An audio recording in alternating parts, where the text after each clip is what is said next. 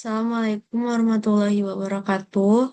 Saya Bilkis Aura Fadila dengan NPM 1006033221169 dari kelas D. Di sini saya akan mempresentasikan mengenai formulasi sediaan kapsul ekstrak tanaman herbal sebagai terapi hiperkolesterolemia.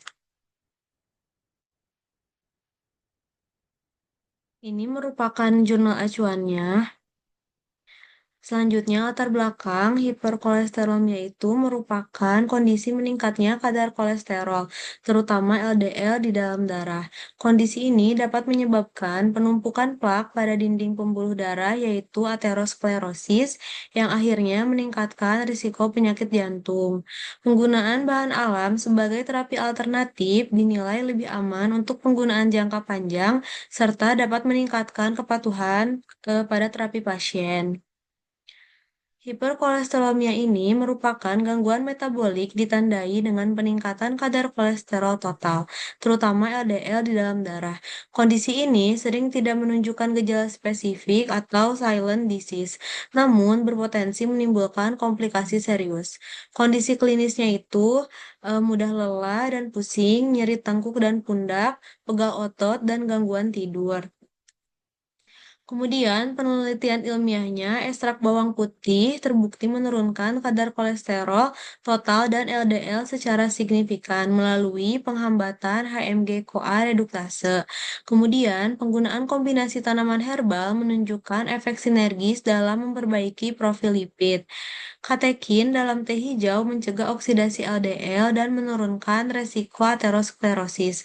Kemudian, ekstrak daun salam mampu menurunkan kadar kolesterol dan trigliserida secara signifikan. Alasan pemilihan bahan yang pertama, bawang putih.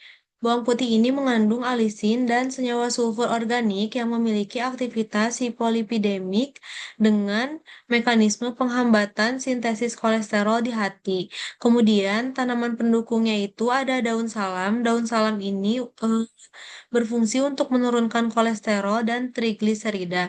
Kemudian, teh hijau untuk sebagai antioksidan kuat mencegah oksidasi LDL. Kemudian jahe memperbaiki sirkulasi dan mengurangi keluhan pegal. Kemudian alasan pemilihan sediaan kapsul ini dipilih karena mudah dikonsumsi, kemudian stabil untuk bahan herbal, memberikan efek sistemik, serta meningkatkan kepatuhan pada terapi pasien. Untuk pemilihan bahan tambahannya, di sini ada MCC sebagai bahan pengisi untuk meningkatkan volume kapsul, kemudian VPPK30 sebagai pengikat agar campuran serbuknya homogen, kemudian amilum natrium glikolat sebagai penghancur untuk mempercepat pelepasan zat aktif, kemudian magnesium stearat sebagai pelicin, dan aquades sebagai pelarut selama proses formulasi untuk membantu pencampuran dan pembentukan sediaan kapsul agar seragam.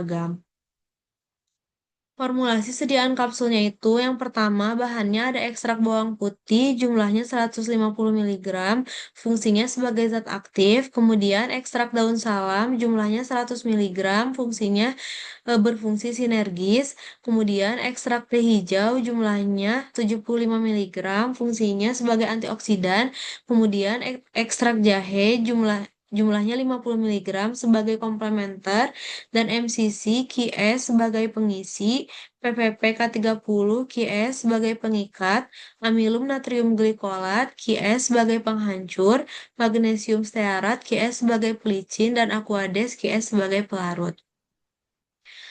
Kemudian, kesimpulannya itu berdasarkan kajian literatur, kombinasi ekstrak tanaman herbal berpotensi sebagai terapi antihiperkolesterolemia.